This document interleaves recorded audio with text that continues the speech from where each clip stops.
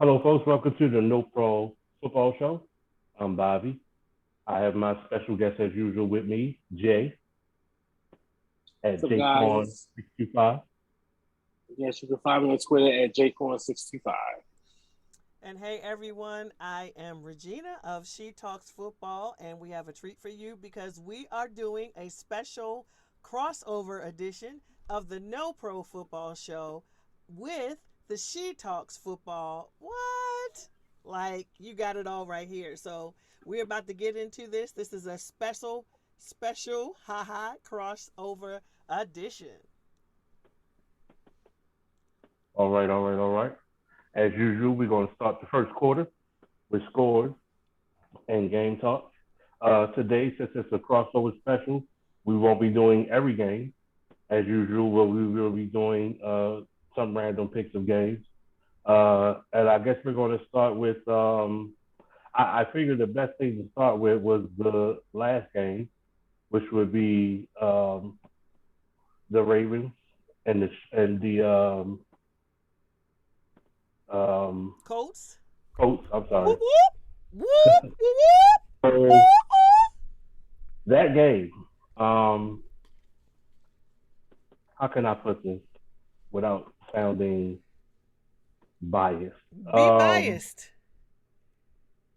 Listen, if by now anybody out here does not think that Lamar Jackson is a quarterback, not a running back, not a running quarterback, but a quarterback who is who has special skills at running, then you're just a hater. It's just flat out that simple in the story. You are a hater. You are a hater for whatever reason you want to be a hater. You may not like the Ravens. You may not like Lamar. I don't care what the case is. You are a hater. This guy put up 400 and something yards passing 442. at a 442.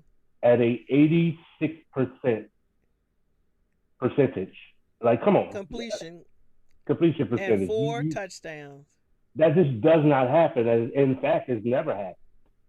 So, I mean, if you're not, I'm not asking you to be a Lamar Jackson fan.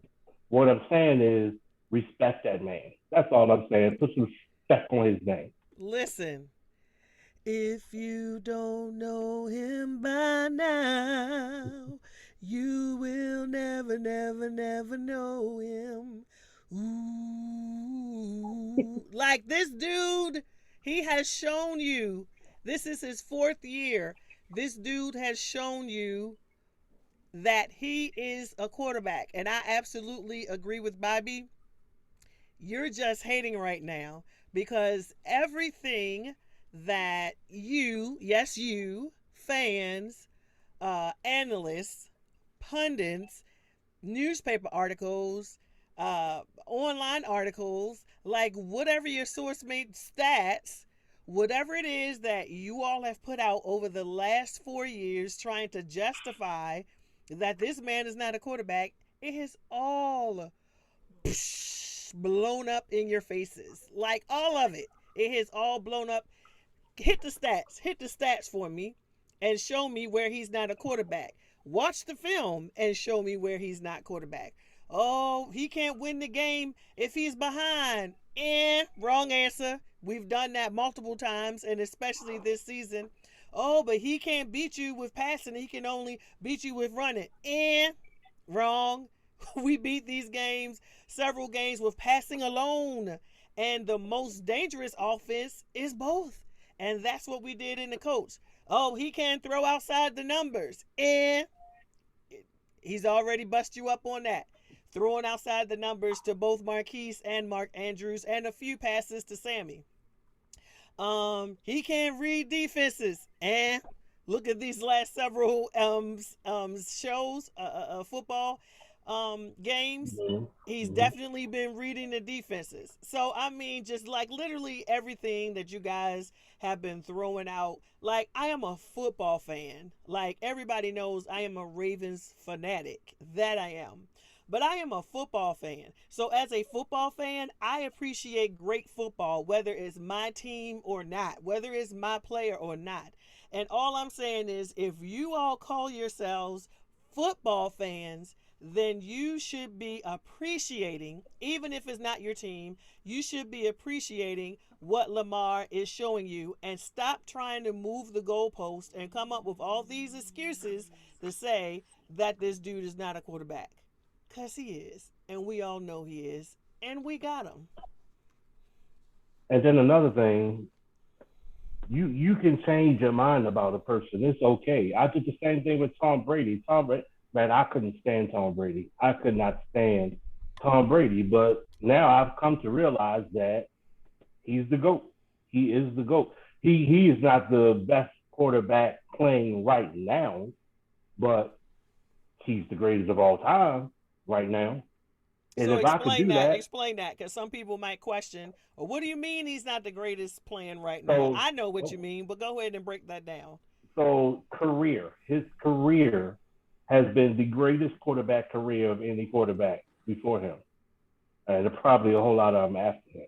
So he is the greatest of all time, although he is not the best quarterback playing right now. And I'm not saying that about Brady to say that Lamar is the best quarterback playing right now, because I Right. don't believe that either.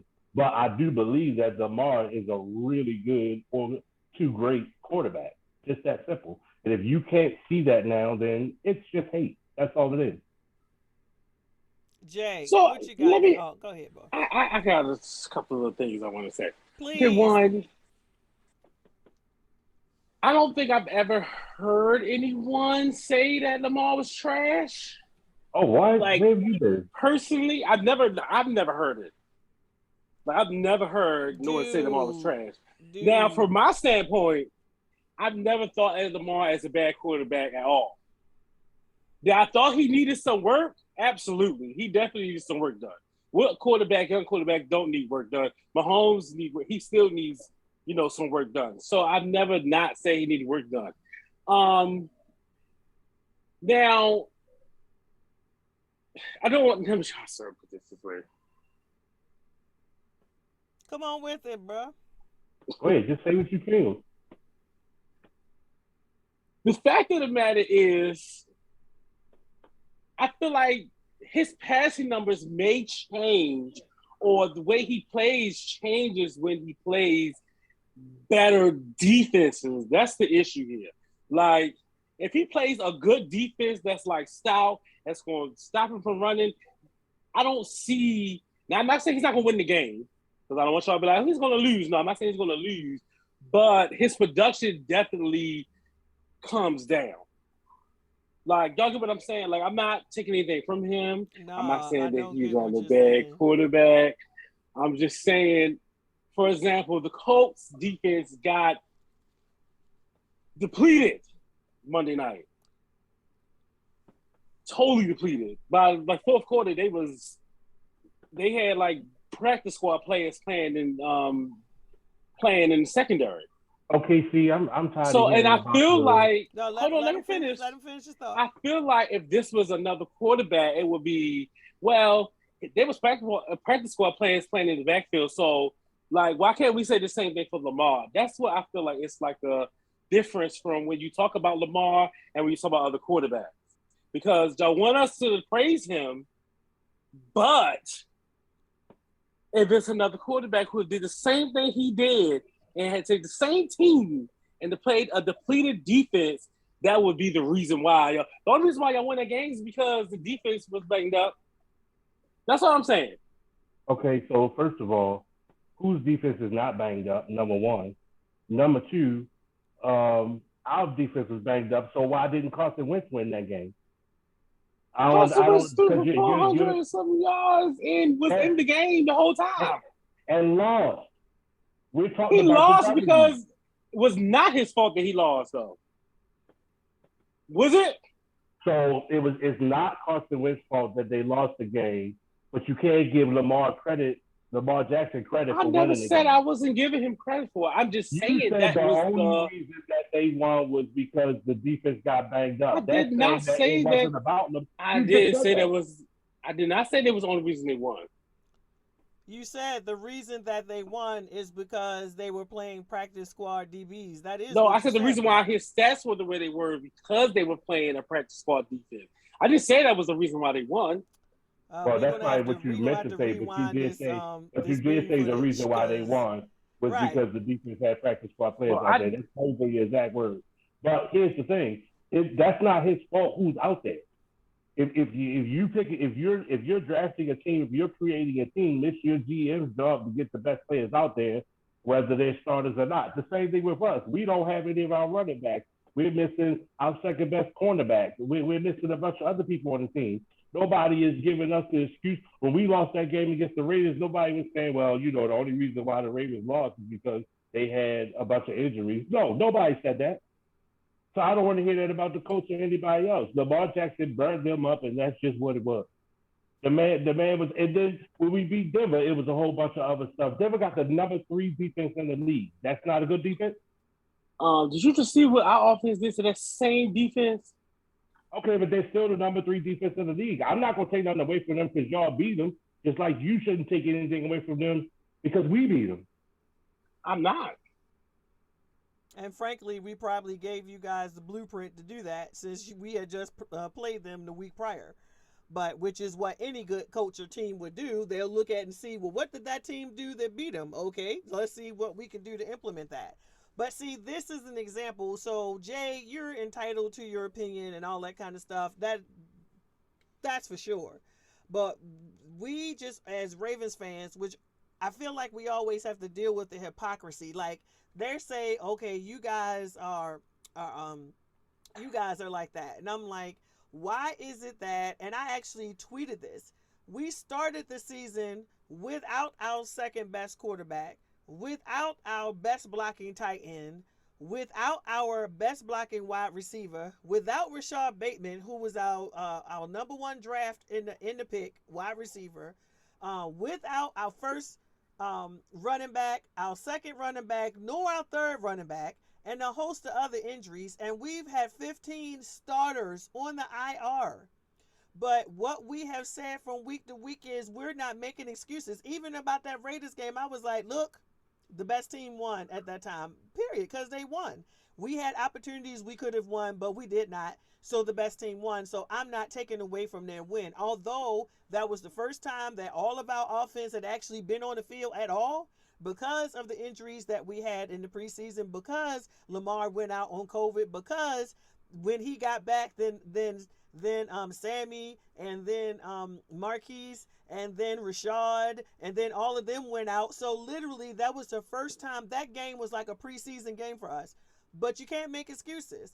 But for some reason, even though we have 15 players on IR and everybody's like, it's football, next man up. But same thing in that Colts game. So what? So first of all, their DBs got hurt trying to hurt our people. It just so happened it backfired on them. They ran into our men. Well, Sammy did get hurt, but they ran into our men, and they wind up walking off the field slowly, and our players were able to get back, except for Sammy. So the fact that they got injured is not our fault. Next man up is football. So if it's good for the goose, it's good for the gander. So I mean, that's just the bottom line. Like, if that's going to be what the running sentiment is, then the sentiment needs to run the same for all the teams. That's all we're saying. So let me ask you this, Shaquan. Who do you think is the best quarterback in the league right now? Right now, not all time. Right now, Justin Herbert. All right, Justin Herbert. Justin Herbert is. Let's look at their stats. Justin Herbert has 165 attempts this year. That was Justin Herbert. Where's Justin Herbert at? Justin Herbert. Where is he? I have him on the list. Oh, there he is. He has 207 pass attempts this year, and Lamar Jackson has 167. So Justin Herbert has 40 more pass attempts. Justin Herbert has 1,576 yards this year so far, passing. Lamar Jackson has 1,519 yards this year so far, passing.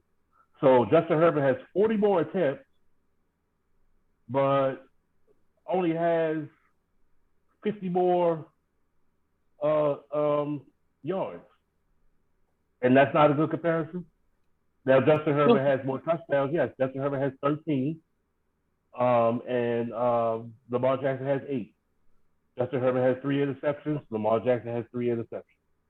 So you think Lamar is the best quarterback in the league right now? No, I'm not saying that, but I'm just doing the comparison so you can see that he really is the quarterback. Justin Herbert is 67%. I never said he wasn't a quarterback, though. Justin Herbert is 67%, because you're saying that. So if you're going to say that the only reason Lamar's stats look like that is because the defense was hurt, then you would have to say that about everybody. Justin Herbert is 67% passing percentage. Lamar Jackson, 67% passing percentage. Justin Herbert's rating is 104.7. Lamar Jackson's rating, 104.4. I mean, I'm sticking to what I said. I'm not going to change it. You said that Justin Herbert is the best quarterback in the league right now. Lamar Jackson is right there. So why can't he get the same credit? You don't have to say he's the best. Just say he's a good one. That's all I'm saying. I never said he was bad. This is as a defense. I never said he was bad. That's the bad because the defenses are bad. I mean, it's all good. It's nobody, because ain't nobody trying to gang up on the Steelers fan about Lamar. You just happen to be No. We not. I'm just saying. Right. I would say Kyler Murray right now is the best quarterback in the league, in my opinion. His stats are not that much different than Lamar. He actually has less yards, 2 less passes. He has a higher percentage. His is 75, and he has a higher rating at 113. But he only has 10 touchdowns and 4 interceptions. Lamar has 8 touchdowns and 3 interceptions. That don't include rushing. That's just passing. Right. So we have multiple elite quarterbacks right now in the league, and Lamar is just one of several. Lamar is one of the good ones, or one of the best in the league. It's that simple. Easily that simple. And what about your quarterback? You want to talk about Ben Roethlisberger? We can. All right. He has 195 attempts, which is almost 30 more than Lamar Jackson. Lamar has, again, 1,519 yards. Ben Roethlisberger has 1,286 yards. So he has almost 200. He has 200 something less. Lamar Jackson has 8 touchdowns. Ben has 6. Lamar Jackson has 3 interceptions. Ben has 4. Lamar Jackson's percentage is 67. Ben's is 63. Lamar Jackson's rating is 104. Ben's is 96.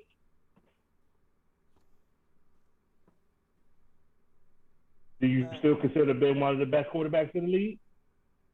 This year, no. But you consider Justin Herbert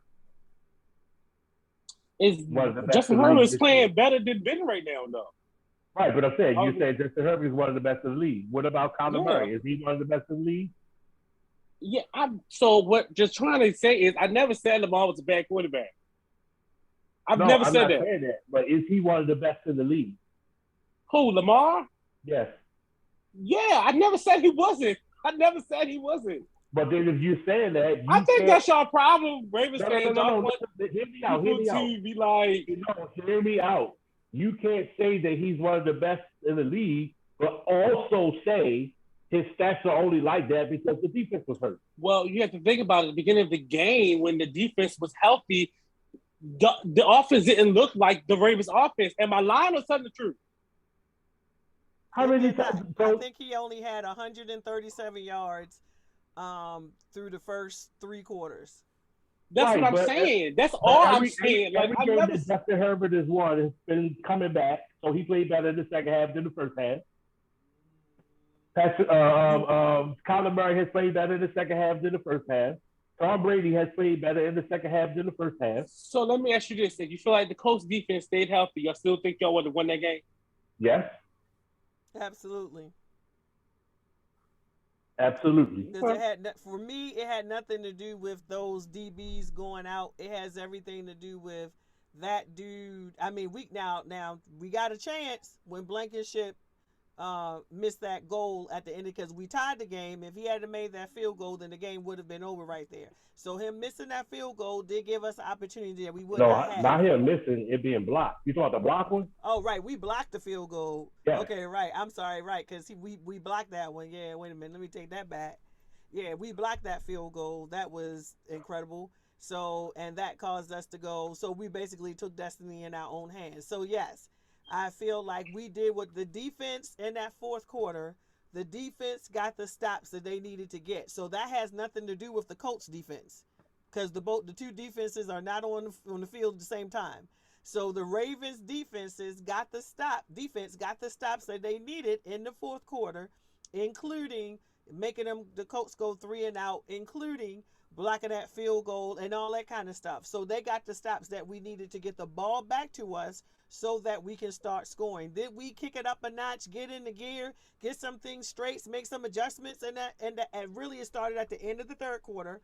And then going into the fourth quarter, yes, adjustments were made. The fact that adjustments were made by the end of the third quarter and going into the fourth quarter is nothing like strange about that. It's nothing strange about that at all. A lot of teams do that and come back. But to be And it was down, go ahead. good. Good. I was No, just gonna but say it was all jump started by the block kick.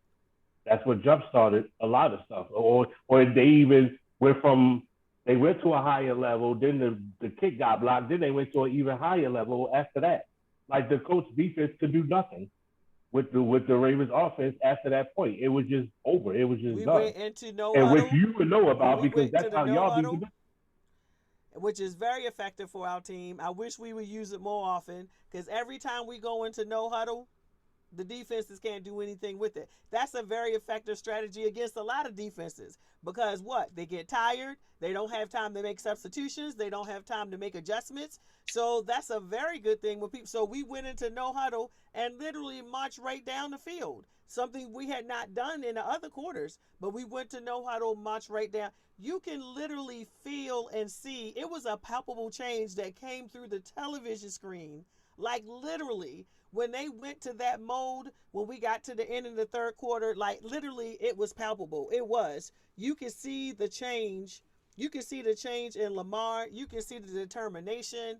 You can see when the players got out there, like it was literally palpable, the change that occurred. So we're just saying, you can't say, well, we only won because they lost their DBs. Injuries happen. We lost Sammy Watkins. We've lost a player every single game. We've lost some player that went out and never came back. So that stuff happens. So I'm just like, I just need people to stop making excuses and saying when it happens to the Ravens, oh, it's only because this happened to the other team. When those same things happen to our team, there ain't no excuses. It's next man up. That's all I'm saying. People just need to stop being hypocritical. We've been working with one cornerback, as far as I'm concerned, this entire season, because the other one is struggling, and some of our safeties have been struggling. We got babies we have out a there safety that out have not also too. played, and some of them There's a have been safety out. struggling, huh? There's a safety out also. So it's like we've all that's football. Players get injured, so it's just like, that's just, it is what it is. But we can't say, I don't think we can go and say y'all only won because they lost their DBs, or he only had those things because they lost their DBs. Like that's not a correct assessment, and that's not right. But Anyway, second quarter, folks. Second quarter, and it's funny because we were already kind of discussed the second quarter because I wanted to talk about the quarterbacks, some of the quarterbacks in the league, including Lamar, Tom Brady, Kyler, Justin Herbert, Patrick Mahomes, Josh Allen. First of all, let me just say that all of these quarterbacks are doing really well right, this year. Quarterback play has been pretty good this year, with a few exceptions. But most of the ones that are exceptions are rookies. the babies Yeah, have been right. struggling. Struggling a little bit, right. But for the most part, most people have been playing well. To me, especially Kyler Murray. But I think Matt Jones was doing pretty good though. who? He's doing okay. Matt Jones, He's doing okay. Yeah, he's doing okay. Good. I'm not taking away from any of them. I'm just saying, like, it's been a lot of performances that have been pretty good this year, and I'm appreciating that. Although I'm not one of those people who want to watch a game and see somebody score 68 points. I want to see some defense. I want to see some hitting. I want to see some struggles on specialty. I want to see all of that stuff. I don't want to just see touchdown after touchdown after touchdown. Some people say that a defensive game is a boring game. To me, that's a good game. where the score is like, remember how the Steelers Ravens I games used like to it. be? The score is like Yeah. 10-3, 10-7, 14 9-6. to 13. Yeah, all that type. Like I like those type of games. I love those type of games. But I think the mass of football fans would rather see just a bunch of scoring, which is the reason why they keep changing the rules to make it work for the offense. And that's why I keep saying you'll never see defenses like the 70s Steelers, the 85 Bears, the 2000 Ravens, and those type of teams because you're not allowed to do anything anymore. Like you can't hit anybody coming across the middle anymore. It's the defenseless receiver now. Okay, so it's a part of the game, but that's how I see it. But anyway, but I also don't want to see a bunch of concussions and broken bones and all that stuff either. But so I mean, but this year though, as I was naming off some of the stats earlier, it's some pretty good football being played. But I'm wondering with these quarterback stats this year,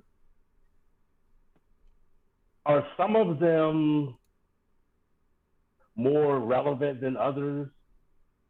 Or are do some of them, I don't want to say mean more than others, but yeah, I guess mean more than others. Some of them more relevant than others. Like some of them, so if you see Kyler Murray doing his thing this year like he is, and I hope it continues because, it is what it is, but and Justin Herbert, and like those are some of the ones that just stand out to me. Josh Allen. Do those mean Derek Carr too? Derek Carr, got to put Derek Carr in there. Do those mean more than say if we saw Aaron Rodgers doing it, if we saw Brady doing it, if we saw, does it mean more? I guess it depends on the team, really. Some teams have to play, their quarterback has to be there. They have to carry the team. Like, for instance, there's a Seahawks. Russell Wilson is the Seahawks. So now that he's out, just in time for you guys to play him too. Isn't that funny? Right. I mean, I'm mad, but I'm not mad. I don't even know what, because the defense is 32nd in everything. The offensive line is not there. Geno Smith isn't a worse quarterback, but he isn't a good quarterback either. So I don't even know what to say about that. But yeah, some quarterbacks have to carry their team on their shoulders. So I think it means a lot difference with the other ones because some quarterbacks actually has a team. They have the offense and a defense to help them. They don't have to be like, oh, okay, well, they're not going. For instance, the Chiefs this year, Patrick Mahomes got the football, the team on his back because they don't have a defense. So he already knows that the team's going to score a lot of points. So he has to go out there and score more points than the other team because his defense can't stop nobody. So, yeah, it definitely makes a difference. So for me, it depends on what stats we're talking about. I know a lot of people like to just get up and quote, stats about things.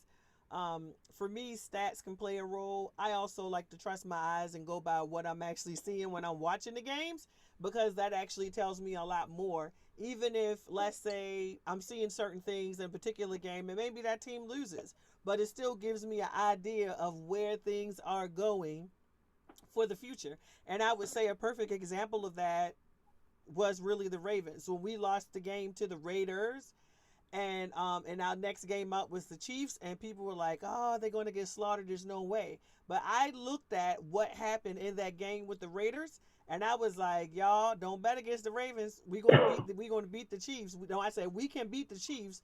Don't bet against the Ravens. And people tried to laugh me off, the clubhouse stage and just everywhere. But I didn't pay attention to the fact that we lost, and I didn't look at the stats. I looked at what I saw in that game. And I was like, oh, yeah, ain't nobody going to see it coming, but we're going to beat the Chiefs. And sure enough, we did. And I really wasn't surprised because I was going by what I see. So for me, I try to go by what I see and not just what a stat line shows me and not just what pundits say.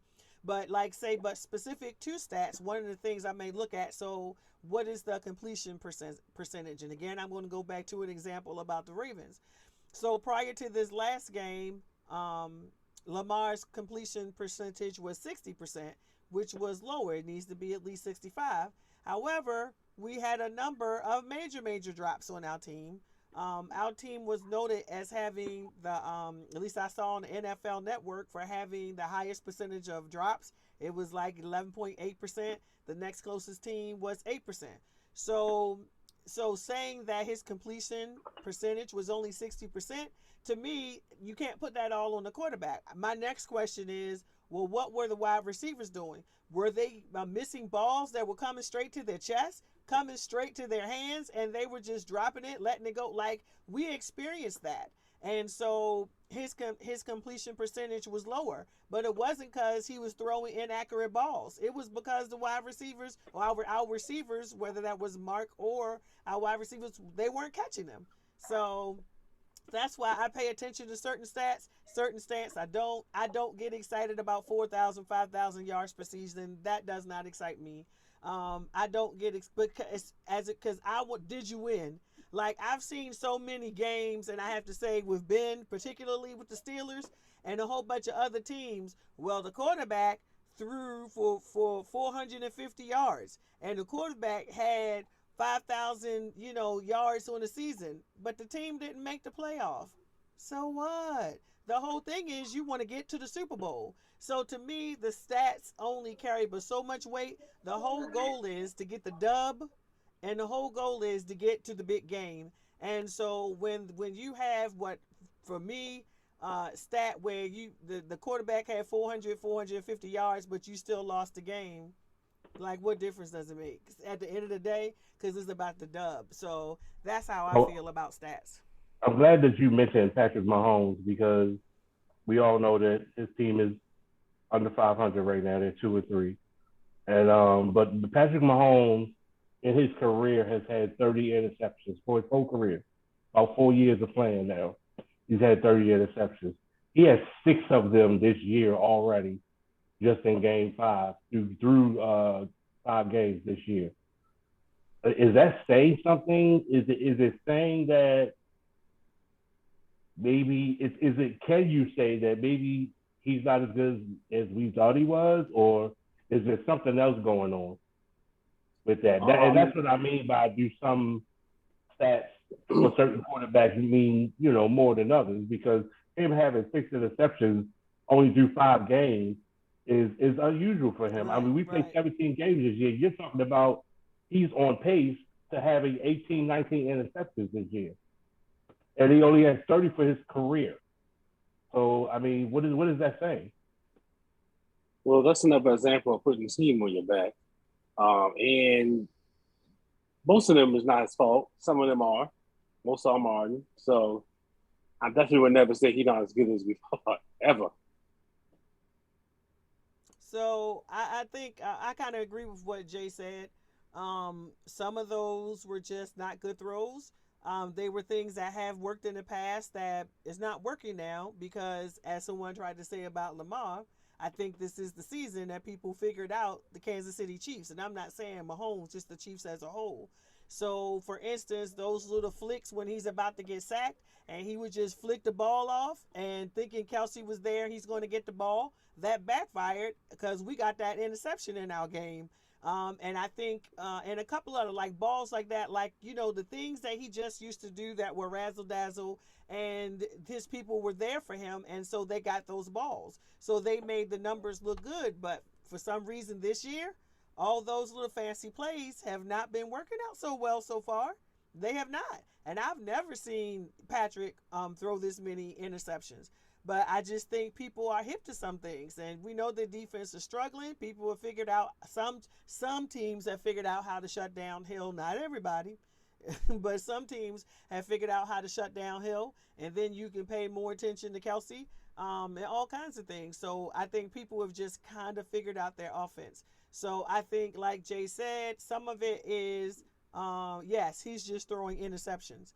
And then the other half is sometimes it may not be his fault.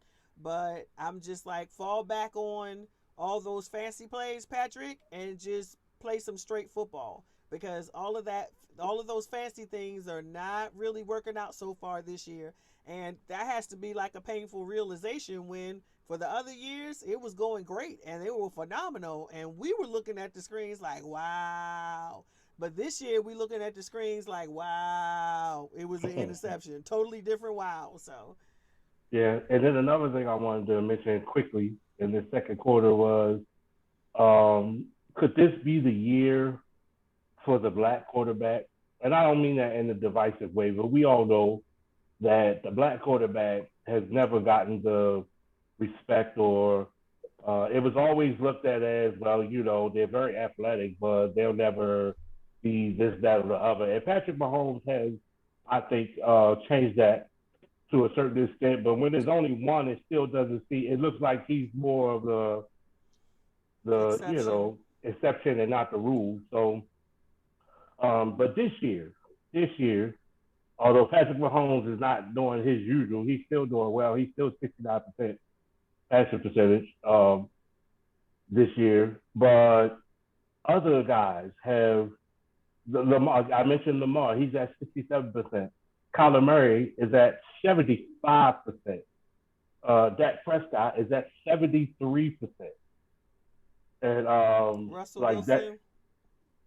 that, I don't even have his stats right in front of me, but I mean, these guys are doing it this year. And I feel like Russell was in that same category as Patrick Mahomes. Like, he was already doing that. And like Shaquan said, he actually carries, like, as he goes, so does the Seahawks.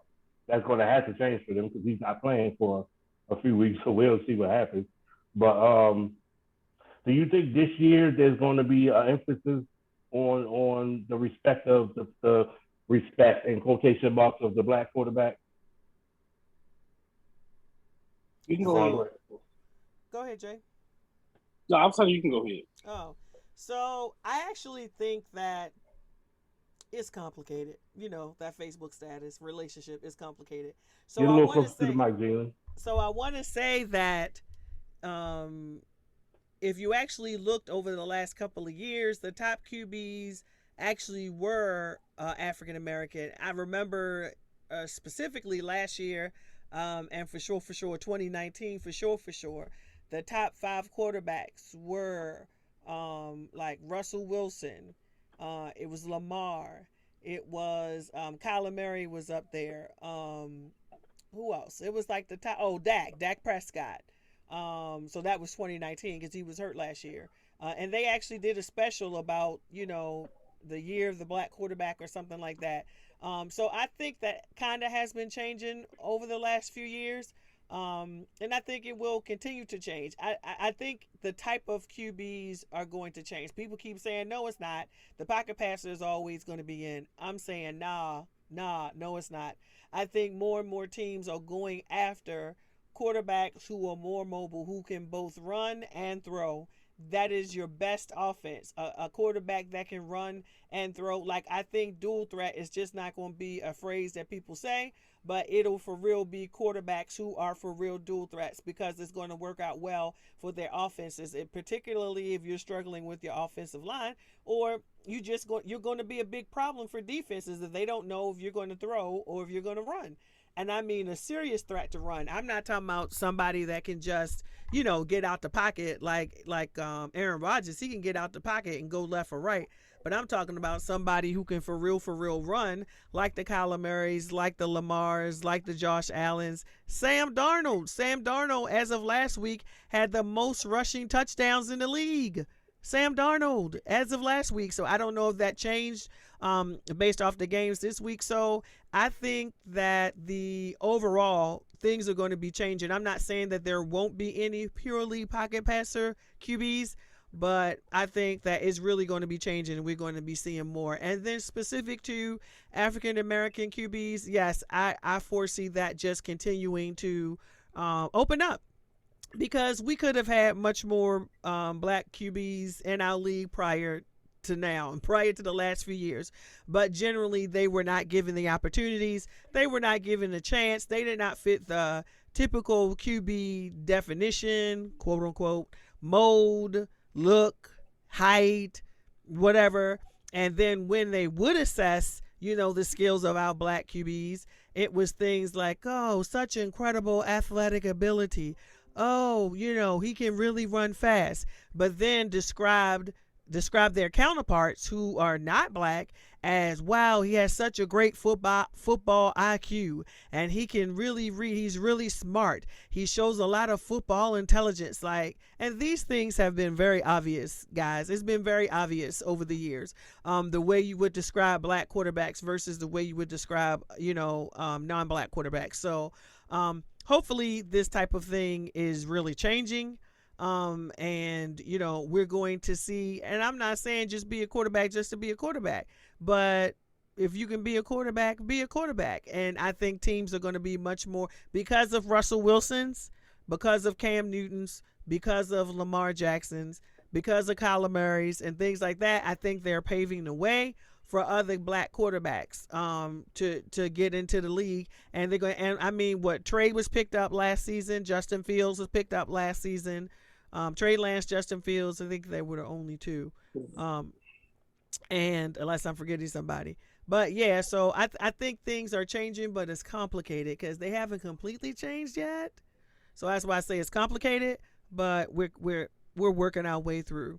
And Jay, you can go ahead and then actually that'll make a good segue into my question. Yeah, I agree with everything that you said. There definitely is an upcoming bringing of black quarterbacks, which I love it though. It's exciting to see young black men actually going to the Super Bowl and making it to the playoffs and leading football teams. It's exciting. I love it. I really do. Yeah, and I cannot wait until all this stuff is proven wrong and Deshaun Watson returns. Do not come to the AFC North. But I cannot wait till he returns. No. Why not? We want none of that smoke in the AFC North. And I'm not even going to front. I just don't get it. She's right. I just don't want the smoke. I don't want to be looking across to Deshaun Watson and all that other Steelers. Twice a season. Twice a season. I don't want it. I don't need it, and I don't want it. Well, if he comes to Steelers, I'm definitely getting the jersey. So, can you imagine how crazy our division would be with Lamar, Deshaun? And we're not talking about the legal, notwithstanding the legal issues, you guys. We don't know how that's all coming out. Not talking about that part, but just strictly from a football sense. If there was Lamar, Deshaun, Burrow, and Mayfield in our division is tough enough as it is. Yeah. Well, I heard that there was a rumor of a possibility, which means it probably won't happen, people were just discussing this plan as trading Baker Mayfield to the Texans for Deshaun Watson. Wow. That would be worse than him going to the Steelers to me. Right. That would be worse. That would be, because no offense to the Steelers at all. They're a good football team that have been for a really long time. On paper, the Browns have a better football team. They're more complete than all of our teams in this division. And that would be horrible. I'm just saying. That would be horrible for us and the Bengals and the Steelers. So let's go ahead and segue. Everybody knows what's been going on, what came out over the last several days. It's kind of overshadowed everything else in football. And that is certain emails that were released as a result of the investigation into, I think, Snyder and the Washington football team. And there were about 650,000 emails that came into evidence. And then looking at these emails, there was found personal emails from John Grudon to people in Washington football team and other places with which contained disparaging remarks about people of color, particularly black people, about the LGBTB, what the world? LGBTQT, right? That is not wait. funny, yo, because I know what it is. I don't know why my brain went on brain fart at that moment. LGBTQ. Don't come for me, y'all. Do not come for me, honestly, because it's and then Jay, be quiet. And then shut up, Jay. And then it was also remarks about women, disparaging remarks about women, so forth and so on. And so then as a result, he resigned. He was not fired. He resigned. And so we've all been talking about that. So what are your thoughts on that situation or any ramifications about that situation? To me, I always felt like he was low key, didn't like the people of color. He gave me vibes that he didn't. So I'm actually not surprised that the emails came out that he said things like this. And then the fact that you resign makes it seem as though that is your curse and that's who you are. Like now you're about to be taken off of video games. You're not even in is it Tampa Bay's Ring of Honor? Tampa Bay's Ring of Honor, right? Yep. Yeah, Tampa Bay's Ring of Honor. Like you're losing all of your legacy because of something you said. I've always told what's in the dark will always come to light. Well, I'm also curious about if he was sending all these emails to Bruce Allen, it had to be a conversation, not a monologue. So what was Bruce Allen saying back, and why are we not hearing anything about that, for one? And then two, I'll be honest, I never saw that in him. Like, I mean, obviously I don't know him, but I watched him coach the Raiders previously, and I watched him coach the Bucs, and I never really saw anything that made me believe that he was that way. There have been other coaches that I believe I saw that in, but I don't recall ever seeing anything that made me feel like he may have been that way. Even when it was mentioned to me that could be a possibility, I never saw it that way. Like I never, I didn't see it. I didn't see it, but the fact that he was saying all that stuff going back like 10 years or something to 2011. Man, that's tough. Like and as recent, certain emails were as recent as 2018. 2018, right? Oh. Yeah. And so I mean, yeah, if that's the case, then you don't need that in a league where you're coaching that's 70% African American, and then you're actually currently coaching technically the first gay player to come out and call Nassib on your team. So how does he feel about that right now? How does I've heard some things that Derek Carr said, saying that he would never speak that way, and nor would his children, and so forth and so on. But it was a difficult situation for him because he said he really loved the guy. He loved Chuckie. That's what we used to call him, Chuckie. We loved Chuckie. He loved Chuckie, and it was a difficult situation. But but wrong is wrong, and that's what he said, and that's what I'm saying. Wrong is wrong.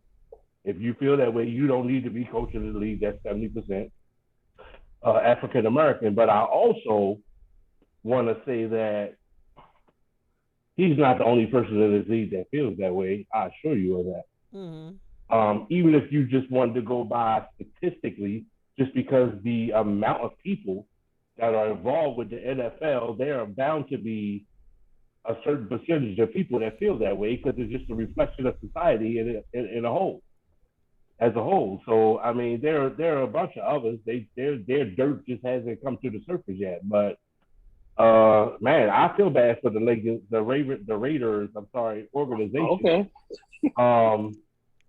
And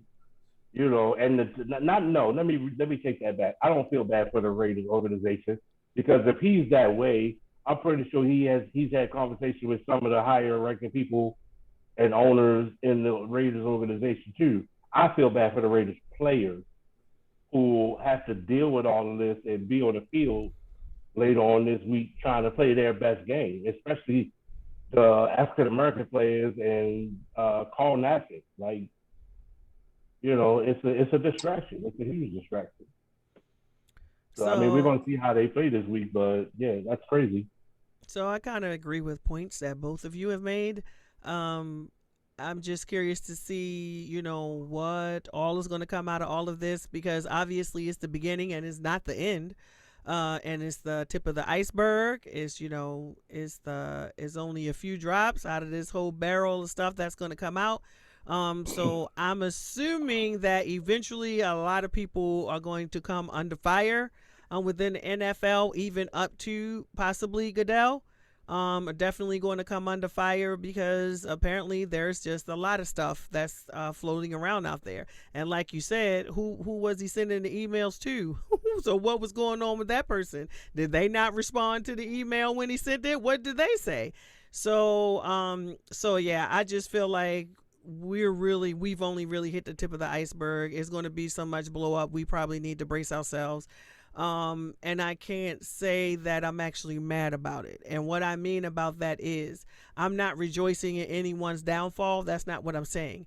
But we all know in this sport that we love that there has been a lot of things that have not been right in the NFL as it pertains to specifically the players of color.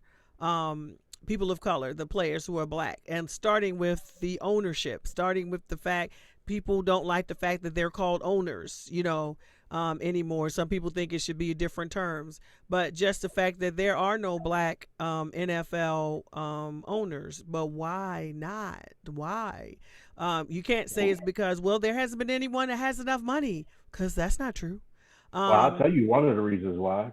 One of the reasons why is that when a new owner wants to come along and be an owner, the other owners have to right. get to vote Has to to see vote if them that in. person could be an owner. That Right. is the most retarded system I've ever heard of. Like that is what?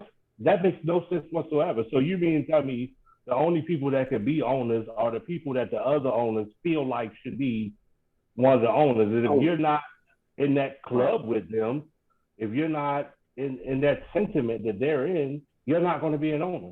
That would be the equivalent of Supreme Court justices get to vote and decide who's going to be a Supreme Court justice. Right. Um, so that to me, that's the equivalent of.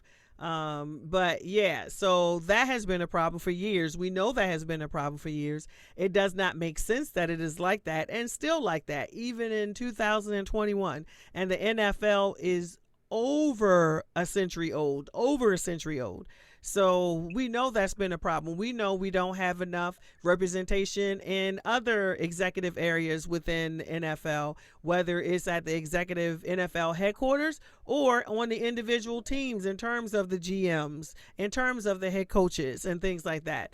Yeah, we see a lot of supporting coaching staff, assistant coaching staff, and we got a few coordinators. But why aren't there more head coaches? Why aren't there more executive staff, executive leaders within the NFL when, as you said, 70% of the players are black? It literally does not make sense. And you can't say because there hasn't been anybody qualified or the people didn't have enough money to have a team or because we know all of this stuff is not true. So that means that the decisions that have been made have been purposeful and they have purposefully not had people in those positions. And then the answer is why. So this is one of those two-edged swords things for me as someone who actually loves football. Is one of those. It's like I have this side of me that loves it, but there's always this other side that contemplates these other things that happens within this league and can make it a little problematic for me at times. And so the way Kaepernick was treated, that was not right. The way that he was treated, and the other players that knelt, that was not right. And even the issue, and this one kind of literally makes my skin crawl every time I think about it. But the article that came out, which I do plan to do actually an entire podcast on, the article that came out that currently in 2020, 2021, there were black football players who were suffering from what would be considered effects of CTE. And so they had a whole program to pay those players, compensate rather those players or their family members. But if you were a black player, you were compensated less money than your white counterparts because it was determined that the level of cognitive ability that the black players had was below the level of cognitive ability that the white players have. Therefore, the deficit that you experienced as a player was not as much. So the white players got paid more and the black players got paid less. Well, We're talking again, about 2020, 2021. A decision was made that black players had less cognitive ability than their white counterparts. Therefore, they should get paid less money because they did not lose as much cognitively. Wow. Yeah, that actually started back in. That's my first time hearing this. I think The it was article like is out there. Yeah, I first heard about it back in, I think it was like 2018 or something like that, about that result happening. And again, the NFL is a reflection of society as a whole here in America. It's a microcosm, right? Yeah, so we know there are lots of issues. So we're going to head back. I'm not going to say we're going to head back to football because this is football, ladies and gentlemen. This is a part of football. So there are many changes that need to be made across the board. Perhaps some sweeping changes. We need for things to get better. We really do need for things to get better. We need for things to improve. Well, here's the problem is that those things are not going to improve because of the fact that the people who rule are still ruling. And write the bylaws to protect themselves so they can keep. So that they can keep. So basically, you have to find a way to apply pressure to them. And let's be real, that's the only time actually anything changes anyway, is because you have to apply pressure to them to make some changes, or at least make some changes that look like we're doing some things differently. So that's the only time things really change, is when a pressure is applied. So we have to apply more pressure. Absolutely. But again, the one thing I do disagree with you about is you think that there was going to be some more things coming out, and I disagree with that. I don't think there is. I think that those people who would have stuff to or have done stuff like that with emails and communication that we would be able to find out about are rich enough and smart enough not to let those things, especially after Grudon getting caught. They're going to do something to have to make it so that that stuff will never be found. I guarantee you, there's a many of NFL owners and people in leadership roles who are hiring tech experts and whomever they need to hire to get rid of anything that might be out there that might get them caught up.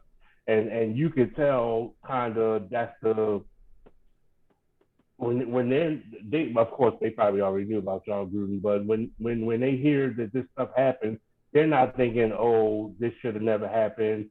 They're thinking, oh, how can I protect my butt?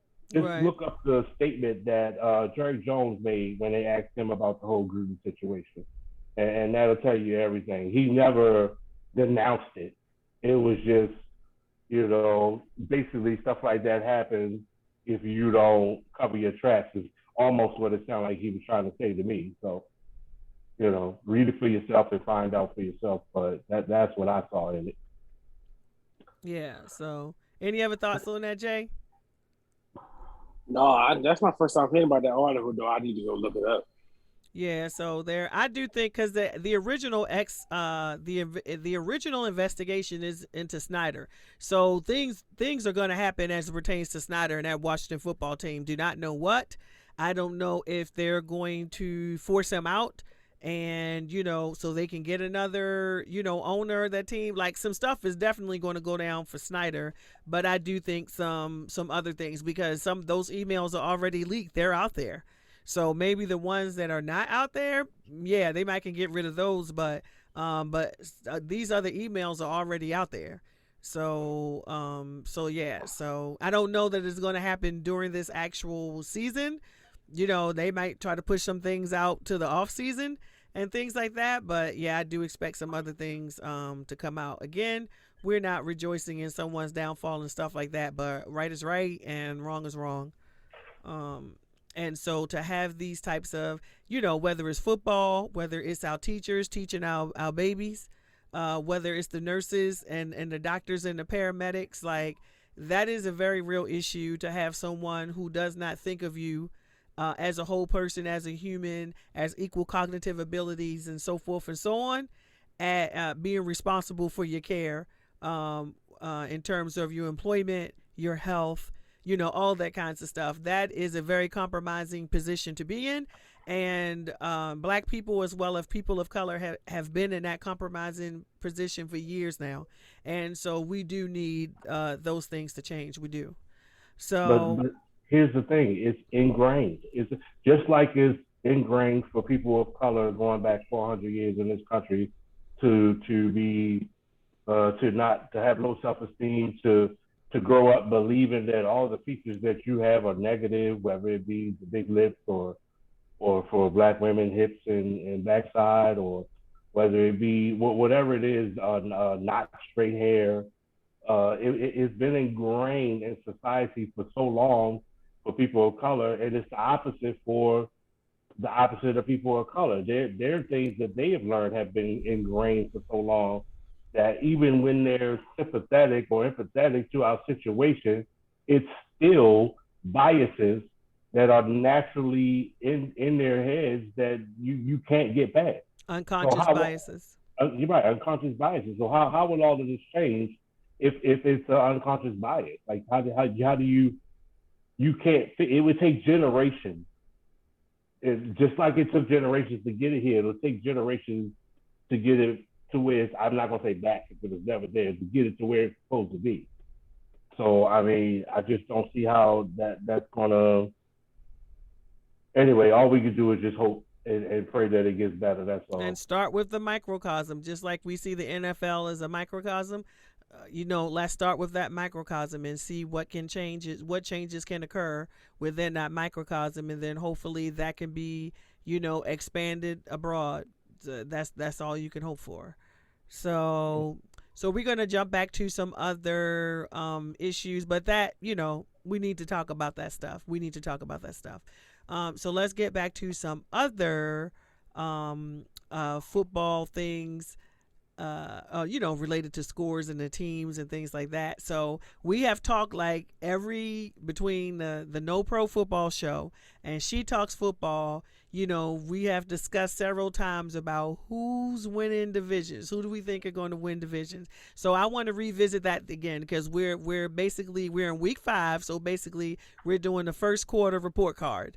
So let's do a first quarter report card and say, because have our picks, are they the same? Have they changed based on the way some of these games have gone?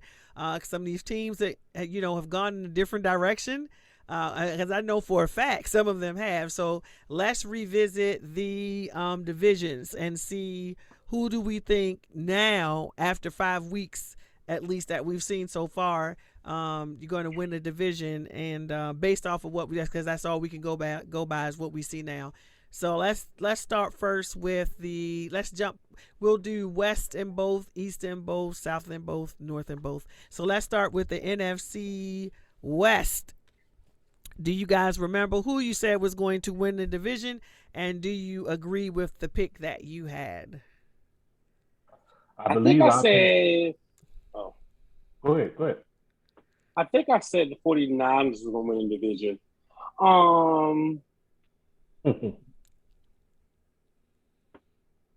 I'm torn between the Rams and the Cardinals now, though. My pick might have changed to the Cardinals. Well, I mean, for the AFC West. No. We're just going to everybody do the NFC. Yeah. Oh, okay.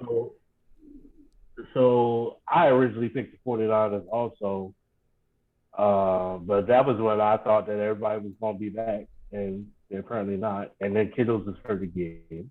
Mostert is hurt again. Like, I don't understand what's going on with the injuries with this team, but you're not going to win the division that way. And I know we always say it has to be next person up, next man up, and they have to do what they have to do. But there's no replacing Kittle. There's not even really a replacing a Mostert. So, and then they having quarterback issues to go along with that. Like it's crazy. So yeah, right now, I don't even have the Rams in my sight at all. I'm going to say the Cardinals. If the Seahawks can fix some problems, I'm going to say the Cardinals. The Rams are What's up still with not you going to when do you it. hating on the Rams? I don't They're phony. understand that. They're phony. I don't get that. The Rams are phony baloney, and I said it. That's right. The Rams beat the Super Bowl champs from last year. I don't care. They're phony. Okay. So I believe that I picked the Cardinals because I said that the Cardinals were my sleeper team, but I could be wrong. Okay, I was going to say I could be wrong. You said that the Cardinals would just Oh beat the no, team. you But you picked said the Seahawks. Seahawks, Jaquan. I think you said you thought the Seahawks was going to win because that's who you wanted to say, and I said I wanted to say them too, but I just can't. Oh, okay. So I believe I said the Cardinals, and I'm sticking with No, the Cardinals. You picked the Seahawks, but you said the Cardinals were your sleeper team. And the Cardinals could possibly do it, but you picked the Seahawks to win the division. Oh, okay. Well, no, I don't. I'm changing then. I don't think I would love for it to be the Seahawks. I'm definitely going to go ahead and ride with the Cardinals because, yeah, they have definitely showed us a thing or two. What I thought was going to happen with them based off of, what occurred in the offseason and stuff like that. So we're going to stick with the Cardinals. So let's jump over to the AFC West because I know some stuff got to change here. Jay, you start. No, I think Jay started first. Bobby, you start on this one. Well,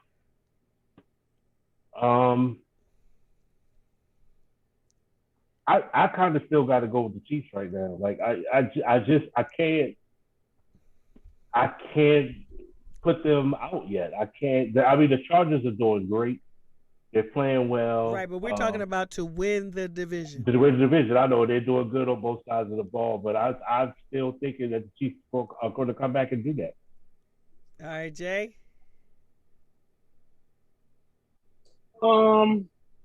Yeah, I agree. I can't just Y'all be like scared. the Chiefs are done. Yeah, I still think the Chiefs have a chance to win the division. All right, so I'm pretty positive that I picked the Chiefs also, but I'm definitely going to hightail it over to the Chargers side. I'm not saying that the Chargers are perfect. I mean, they lost a game this season pretty badly. But I still think overall the Chargers has better defense. They have the better defense than the Chiefs do. And I just don't see you making it through the playoffs without defense. You need defense. Well, but they've Defense done wins it. championships. They've been to the Super Bowl No, 2 years in a row their without a good defense defense. is worse. Y'all trying to say their defense isn't worse this season than it has been in the past? I'm No, not saying they've I had don't a think number that. one defense. I don't think they're worse. I think people have just found ways to expose them more than what they did in the No, past. they definitely worse. And then think about this though. The Chiefs defense doesn't usually get better until the last quarter of the season. That's when they start playing better. And we're still just in game 5. So again, right now I'm still not counting because I think Patrick Mahomes is smart enough and good enough to fix whatever it is that's going on with him because he's definitely not himself. Well, But, I'm not going to overlook Justin Herbert. I'm not. No, I don't think I'm overlooking him by saying that the Chiefs will win the division. I don't think the Chiefs are going back to the Super Bowl, but I think they'll probably come back and win that division. But it's going to be tight. It might probably be one game. All right, so I'm switching to the Chargers, but we can revisit this in the next quarter in the second quarter report card. All right, so let's go to the NFC East. These sad children in the NFC East. Who did you pick to win, and then who now? And have you changed your mind? First of all, let's start with Jay. Let's start with Jay because we started with you last time. Go with Jay. I picked the Giants. I think. Yeah, that's given fail. So I'm gonna go ahead and go with the Cowboys this time around. Yeah, I had picked the Washington football team. Yeah, that's not working out. I'm definitely going over to that. And it wasn't that I didn't think the Dallas Cowboys couldn't do it. I just like I've said every time, the Dallas Cowboys are in the what if multiverse, just like Marvel. What if? And so in my mind, I was like, what if Dak doesn't get back? What if Zeke still can't run? What if that defense can't hold water? I just had too many questions about the Cowboys, which is why I went over to the Washington football team, because I thought that um, they finally had a quarterback. It was combined with Heineke and Fitz. I felt like the two of them together made one good quarterback, and I thought that defense was going to come back this year and do what they did last year. They have not. They have not. So I am switching over to Dallas Cowboys, ladies and gentlemen. So we might as well move on to the next one, but you can go ahead and say it, No. Bobby. So here it is. Here it is. Y'all need to go back and watch No Pro Football Show episodes 1 and 2, because I kept telling y'all that the first thing, that the Cowboys defense was going to be good this year. I told y'all that. Nobody believed me. How did you come to that? Blah, blah, blah, Okay, blah, wait. blah. Are you I calling the told whole you. defense good though? I'm not saying that. I think No, you have great I'm saying defensive players on the Dallas the defense. Cowboys defense is the top. The matter of fact, they're top 5 defense right now. Is it really? So yes, so there's that. That's all And because of then Trayvon Diggs. That's Trayvon Diggs. and then no, because they're playing good up front too. So and I told you that Superman was going to be good, and Superman. I told you that my favorite Ewok was going to be running that rock just like he was before, and now he's splitting time, so he'll be even more rested throughout the season. So yeah, that's just all that is. Go back and watch 1 and 2. Look, we know. Don't nobody have to revisit that. All right, so let's go over to the AFC East. I don't think this is going to change. I think everybody probably picked the Bills, and we're still saying the Bills. Get closer to the mic, Gina. Oh, I think everybody picked the Bills, and we're still saying the Bills. Yep, pretty much. Yeah, I think so. Yeah, so it's like nothing really to discuss here. All right, so let's jump over to the NFC South. Buccaneers, Panthers, Saints, Falcons. The Bucks, like I said first time. Now, I remember what you said, William. I remember what you said. The Bucks are phony. The Saints are still going to win that division, and the Panthers going to be. So he's still saying the Saints. Yep. So I said the Buccaneers, and I still believe the Buccaneers are going to win. I don't think they're going to go to the Super Bowl either, but I still think they're going to win the division. But the Panthers have come on, even especially without them having CMC. They have definitely come on. I'm not convinced about the Saints yet, and the Falcons. Wonk, wonk. Yeah, I don't know when you see the Saints. CMC will be back this week. Oh, CMC is coming back? Okay. I believe so. All right. So then the AFC South. Titans, Texans, Colts, Jaguars. Lord, that division is looking like the NFC East this year. Yeah, I'm still sticking with the Titans. Yeah, I reluctantly picked the Titans because I can't stand them for real. And I think Derrick Henry is a fake. That's right, I said it. But yeah, they probably he has 600 yards rushing already. I don't care. He has a very good offensive line. Yeah, I'm sticking with the Titans. They're not doing as well as I thought they were going to be. Like the hype coming into this season with Julio going down there and then having AJ and then Derrick Henry. Like I really thought that, of course, they've had some injuries with them and stuff like that. So they haven't met the hype this season. But just because that division is doing so poorly, Julio Jones stays hurt. Remember we had Megatron? Then we got Mega hurt. That's Julio. All right, so let's go to the last two divisions. The NFC North, the Packers, the Bears, the Vikings, the Lions. I think I picked the Packers. I'm pretty sure I'm standing on the Packers. What about you, Bubby? I'm trying to remember who I picked. I can't remember who I picked for that division. I'm positive you picked the Packers. I don't think I did. I really don't think I picked the the Packers to win that division. You were saying something about you ain't think Aaron Rodgers was into it and so forth and so on, but I don't think I picked the Packers, but right now, man, I think it's just completely up in the air, seriously. But I'm gonna go out on a limb and say the Bears. interesting. I'm pretty sure that I said the Packers were going to win the division. I too am on the fence. And I'm thinking that the Bears could possibly pull a few things out now that they have benched Dalton, and put Fields in there. As long as that O-line can get something together and that defense can play decently, I feel like they have a chance. But for right now, I'm gonna stick with the Packers. But I'm on the fence. I think the Bears could edge in, so we'll really see on the next quarter. And so finally, the AFC North. We got the Ravens, the Bengals, the Browns, and the Steelers. Who did you predict was going to win? And then who do you think is actually going to win now? Let's start with you, Jay. I said the Steelers, and I'm sticking with the Steelers. I don't think you said the Steelers. What I said. Oh, I said the Steelers. I thought you might have said the Browns. No. I'm sticking with the Steelers. You know what? For my podcast, I'm going to go back and look and see what we said, and I'm going to write it up on the screen what everybody said to see if we're matching up. Okay, so you sticking with the Steelers, boo? I'm sticking with my team. Way to stick with your team, bro. Don't count us out just yet. Don't count us out just yet. I have no hate for that at all, Bubby. I don't even need to say. I can't see that. What is it, a bird or what? That is a. Is it a roach? I can't see it. That is a Ravens championship ring, son. Oh, that's wow. what it is. Nice. The Ravens will definitely win this division. And the Ravens will be in the Super Bowl with my Cowboys. He's still calling that Ravens Cowboys Super Bowl. I don't care who's there from the NFC. As long as the Ravens are there from the AFC, I really don't care who's on the other side.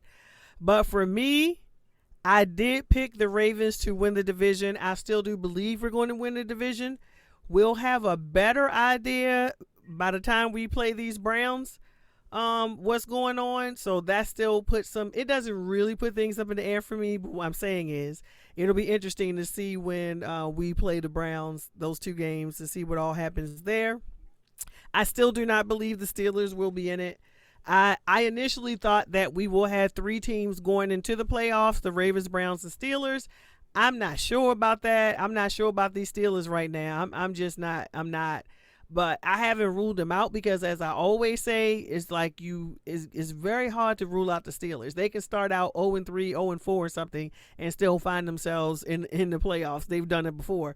So I'm not completely ruling them out, but I don't necessarily see them in the playoffs this year, even with 7, because of the because of the Chargers, because of the Chiefs.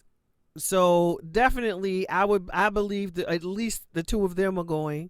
The Ravens and the Browns, that's 4. We know the Bills are going to go. That's 5.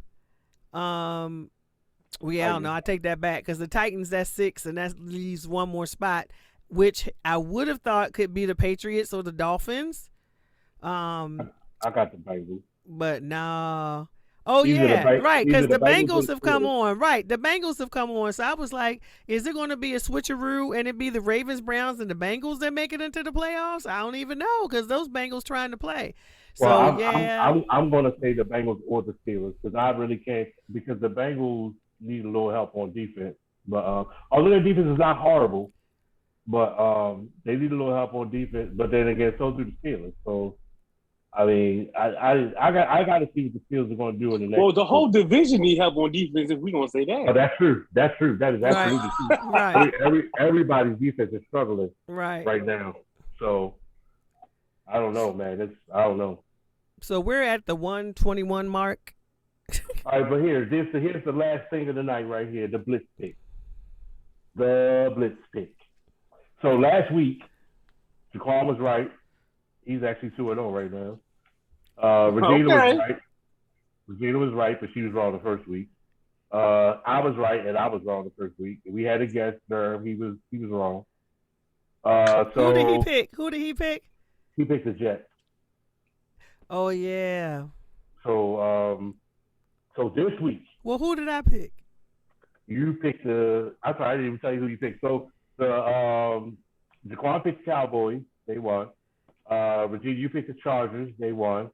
That was a good game. I picked the Patriots. They won.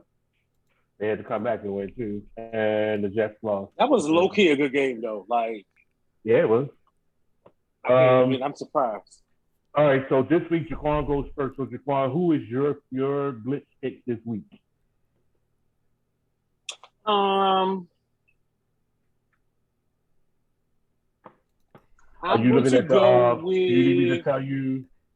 Yeah, I was I'm like, I gonna- need to go pull up week 6. I'm going to go with the Rams over the Giants. Doom, doom. Dude, what is that? Yeah, I mean that's an easy one. Right, You right, need to yeah. watch Good Morning. You need to watch Game Day Morning. You so stupid, though. All right, so he has the Rams. So who did I pick in the first week? Because we're 2, so we can't pick either team. So who Right. did we already pick? So you picked the Saints and the Chargers so far. Oh man, I picked the Chargers. Okay. All right. So for this week, I want to go with. I'm gonna pick a difficult one. I think I'm gonna go with this Texans Colts game because I want to save some of these surefire winners for later on. That's my strategy. So which one of them you picking? So I'm going to pick. I'm going to pick the Colts. All right. I mean, that don't seem like an out on a limb pick to me, but okay. I mean, it's the Texans. Like, I mean, the Texans have surprised us in a couple of these games this season. They have. No, seriously. He didn't lay down and just say, no, don't get me wrong. They play hard. They definitely play hard. Like they play hard when they're out there. And the Colts, it's a short week for the Colts. Yeah, I just don't think the Texans have enough. Like I don't think they have enough talent. I think that's the issue with them. To me, in my opinion. I mean, so far I picked the Titans and the Patriots.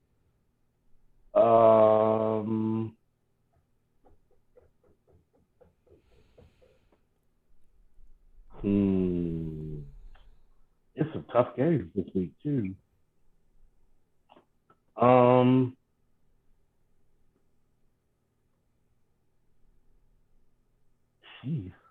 Jeez. Are you serious, dude? Yeah, I'm struggling. I'm really struggling right now.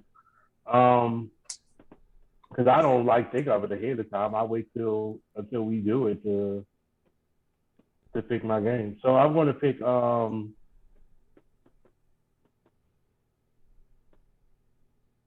Jeez.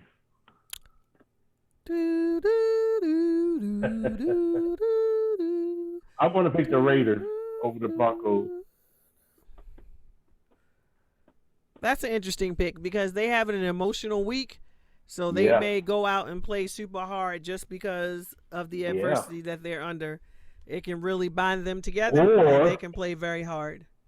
Or they could just completely collapse. But I'm going with the. I'm going to say that they're going to come out there and play their hearts out. I think they will. They're going to get all this. Somebody's going to get hit really hard that game by somebody. I think they will. I think they're going to come out and play hard. I do. And I think Carl Nash would probably get at least one sack and a couple of tackles from Austin. And we know Waller going to get his. He always does most of the time. Waller's unstoppable. What would I love to have Waller back on our team? Can you? Well, yeah, since we short tight ends. Yeah. All right, folks and family, this is going to be it for this week, though. I thank you for watching. This crossover edition. Thank you for watching this crossover edition. Yes, this crossover edition. Of the I was going to let you do thing right after that. But I thank you for watching this crossover edition of the No Pro Football Show and She Talks Football. I'm Bobby of the No Pro Football Show. You can catch me at the No Pro Football Show on Twitter. And please go to my YouTube, subscribe, like if you like it. Leave a comment, ask a question. It might make it to the show. You never know. And again, thank you for watching. Have a blessed rest of your week. Jay. I'm Jade. We out. Follow me on Twitter at jfawn625. And this has been Gina of the She Talks Football Show podcast. Definitely, I don't care if you like it or don't like it. Subscribe anyway. Subscribe to my channel, She Talks Football. Also, go follow the Undroppables. Go follow the Undroppables. That's the platform that I'm on. Great content creators over there. All kinds, like literally everything that you need for fantasy is over on the Undroppables, and also great NFL content. So definitely go follow them on Twitter and on YouTube. And follow me on Twitter at She Talks Football with one L. Sadly, it is just one L. That's not a typo. So this has been a great episode, great crossover. I'm pretty sure we will be doing a crossover again in the future. So everyone, please stay safe and well out there. And I want to see some great football for week 6, the same as we've seen these first 5 weeks of the season. So bye, everyone.